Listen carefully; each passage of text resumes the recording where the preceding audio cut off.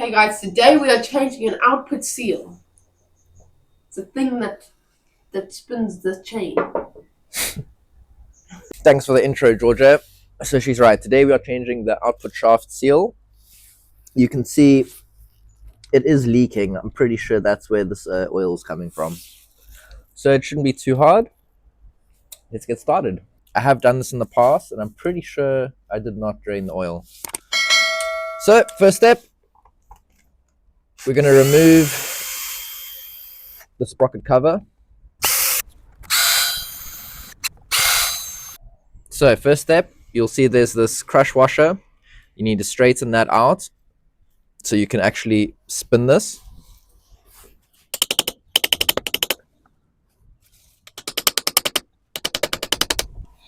Shit, whoever did this last has really gotten that guy on there flush. So we did a little bit of damage there, but nothing too severe. Okay, so this is a 30 socket with an extension. Georgia, you're going to hold the brake. Okay. I'm using this makeshift breaker bar. No, man. Look, he did it. I'm using this makeshift breaker bar. I think it's a table leg, but it will do the job.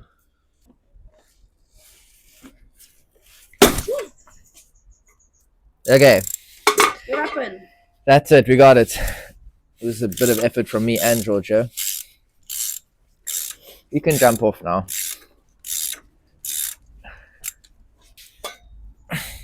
No, never mind. Okay, so we pulled this guy off. So now we can see this is the seal that's leaking. This dirt is obviously normal. This is from chain lubrication. But when you see this more liquid oil that's running down, then you know that it's your engine oil coming through. Okay, let's give it a clean and then we shall remove it.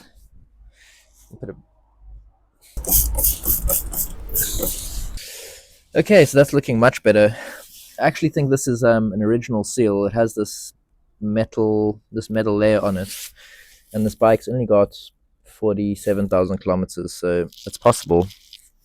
I just want to talk about the new seal that you're going to buy. The materials vary, so you get a black one that is generally of lower quality. This is called Vitron. Out of the materials I could find, this has the highest operating temperature range, so all the way from -20 to 200 degrees this is still going to work properly, and they're generally this brown color. You do pay considerably more, but I think it's worth it. Unfortunately, I've actually got the wrong size, so I'm going to have to go back to the shop and try and find the right one. So the size that you're actually looking for is 25 by 40 by 7. So off to the shop we go. Hopefully we can find one. You can see that is not going to work. Okay, so the local bearing shop does not have one. I called 2 others. I also don't have. I even went to BMW, the dealership here in Cape Town, and they also don't have. But I have found a place, industrial area, BMG. They have one. It's a high pressure design. So we are definitely going to be far, far above spec. Okay, so we're back from the shops. We managed to get a seal. It's a high pressure seal apparently. Can't really see much of a difference.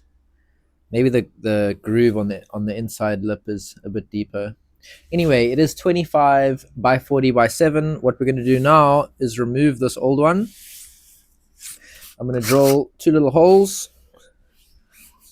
Put 2 screws in and pull it out that way. You got it. We got it.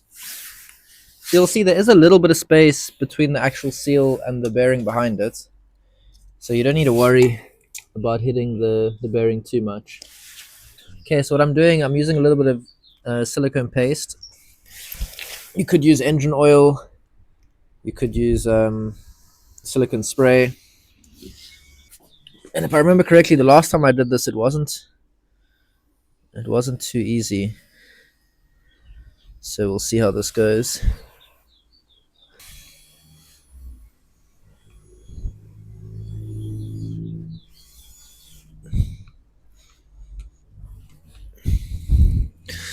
It's going.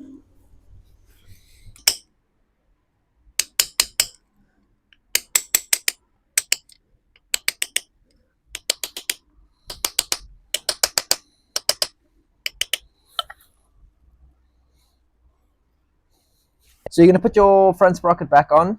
This extended or raised edge is going to face you. You're then going to put this, I call it a crush washer, not sure what it really is. And then the manual calls for 243 Loctite medium strength. It's the blue one. You see this washer also has two edges. This inner hollow edge goes towards the engine.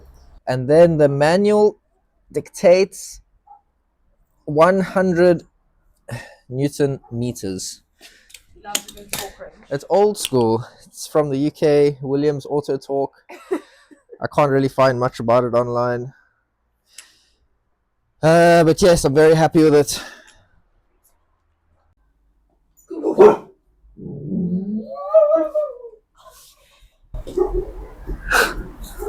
And then 100 Newton meters.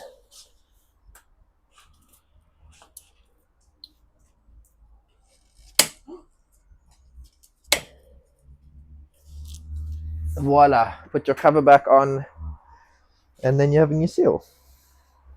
I nearly forgot, before you put the cover on, you want to bend over this washer to make sure that it does not come undone under the load. Okay, I'm going to interview now. This can be at the end of your video. So, Nicholas, what do you think the most important thing for people to do when they get this bike that'll make the biggest difference to the ride? To the ride? Yeah. Probably change the oil. If you can do a service on both your shocks, especially the back shock, it made a huge difference on this bike. And when you're buying this bike, what are you looking for? Your steering head bearings and your water pump. Those are the two main failure points on this bike. What else would they want to know? I don't know. There's lots of videos for them to go through.